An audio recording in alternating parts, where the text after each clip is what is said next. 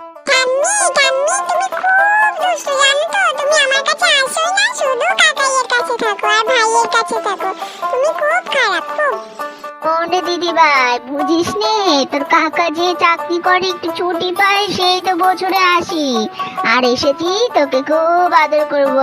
আয় তোকে একটু গল্প শোনাই। সত্যি তুমি গল্প শোনাবে আমাকে?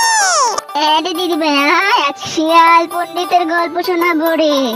ওরে ওরে, ঠাম্মি আমাকে গল্প শোনাবে, ঠাম্মি আমাকে গল্প শোনাবে। তাহলে দিদি ভাই ঘরের মধ্যে চল বসে, তারপর তোকে গল্প শোনাবো। এক ছিল শিয়াল পণ্ডিত, তার ছিল বউ। সে বউ যে কি মাছ খেত রে, আরে চলে শুধু মাছ খেত আর মাছ খেয়ে যেত। শিয়াল পণ্ডিত যতই মাছ আনে সে তো ততই শুধু মাছ খেয়ে যায় খেয়ে যায়। তারপর শিয়াল পণ্ডিত গেল